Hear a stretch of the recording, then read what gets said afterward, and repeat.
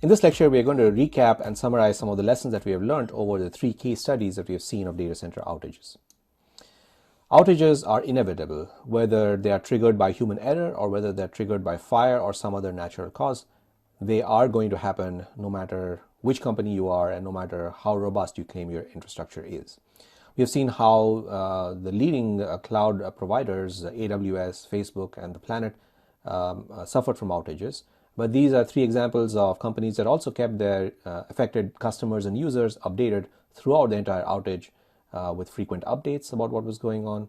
And after the outage was resolved, they gave the affected folks coupons and discounts. They also analyzed and published postmortems of the outage, what led to the outage, what kept the outage going, and how they fixed it for the future. All of these bolster customer confidence. So if you're going to run a data center for customers, it's a good idea to make sure that you're honest and open and transparent with users all the way through. Many companies today run dashboards with real-time information, so you can check out Google Apps status dashboard if you just search on Google for it, or check out the AWS dashboard if you search on any search engine for it.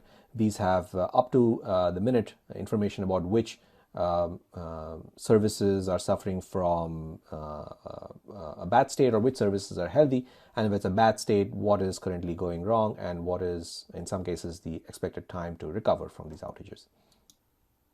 However, not all companies are as open as the ones we have discussed. RIM, which is the maker of the BlackBerry, had a very long outage in April 2007, a day-long outage, but they never published a postmortem about it.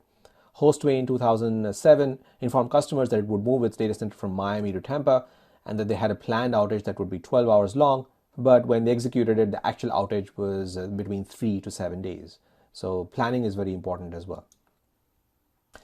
Overall, we learned a few lessons. First, the data center fault tolerance is somewhat akin to human ailments or medicine today. Most common illnesses are addressable today. So in most parts of the world, at least the developed world, common cold and the flu, influenza, you can just go to the doctor and they will give you a medicine for it, or you just take rest and you'll recover from it. This is similar to how crash failures are, or crash stop failures or fail stop failures are handled in most distributed systems today. There is well-known protocols and well-known distributed algorithms that are fault tolerant. However, the uncommon cases can be very horrible when the end-of-life diseases hit you. There are no really known cures for most forms of cancer, at least as of today. Similarly, when outages happen, it's very hard to respond very quickly to the outage. It's very hard to know what's going to go wrong during an outage and to prepare for it. Testing is very important. Whenever you set up a service, whenever you set up a data center, you need to make sure that you have tested it enough, especially that you have tested it for disaster tolerance.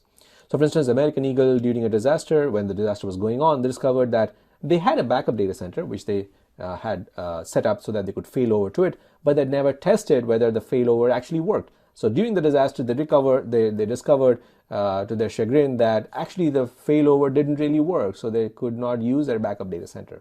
Had they tested it well, then they would have fixed this failover mechanism.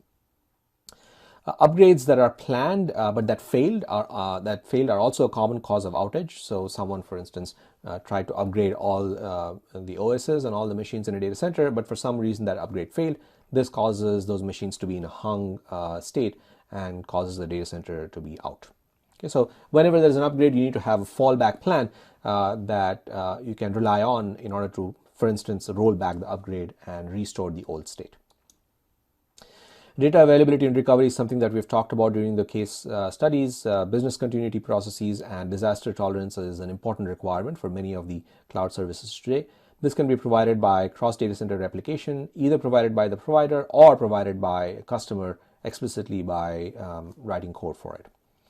Consistent documentation is very important too. There are well-known books and well-known treatises on the fact that making lists is a very good way to make sure that you're not making mistakes.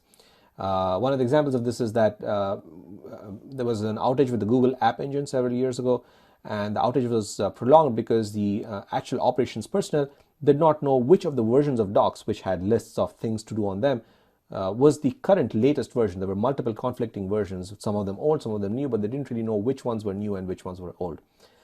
In order to avoid this in the future, Google has adopted the fix of explicitly marking old documents as deprecated, so that when someone looks at it, they know that, okay, this is an old version, and perhaps the document also contains a link to a newer version of the document. This is a good practice for us to follow in principle, even if it's for any other documentation that we write. Outages in general, as we have seen, in general are a cascading series of failures. They start with a trigger, which may be a human trigger in some cases, but they keep going. Because of other causes that come into play. And usually, somewhere along the way, there is a loop, a cascading loop that happens. And perhaps there are new ways, new techniques that we can discover or invent to break this chain, to break this loop, and to prevent these outages from going on for as long as they do today. There are also other sources of outages that we have not discussed in our case studies. Denial of service attacks, distributed denial of service attacks are well-known causes of outages. Internet outages, where the entire network is blocked off and there is no communication possible between data centers, is a well-known cause of outages. For instance, the undersea cable might be cut by a trawler. There might be a failure in the DNS. A government that engages in censorship might block particular websites by blocking the DNS entries. These are all well-known sources of outages. In some of these countries where DNS is blocked, there are alternate DNS services, open DNS services as well, that are available and that users use whenever they want to access a website that is otherwise censored. Many failures are unexpected, as we have come to know in this course, but also there are planned outages, for instance, kernel upgrades or upgrades of particular parts of distributed services. And so when you have planned outages, these need to be planned well. They need to have steps that are well documented and that are followed and ticked off by the operators as they go along from one step to the next. Also, you need to have fallback plans in place. So if this particular planned upgrade goes wrong for whatever reason, then what is the fallback plan? How do I roll back this upgrade so that I can get back to an operational state and then perhaps try the upgrade later on in the future? Hopefully this set of case studies has been informative to you, and that the lessons learned here have been both informative to you as well as useful to you if you're planning to start up your own data center or planning to run services on some of the existing data centers.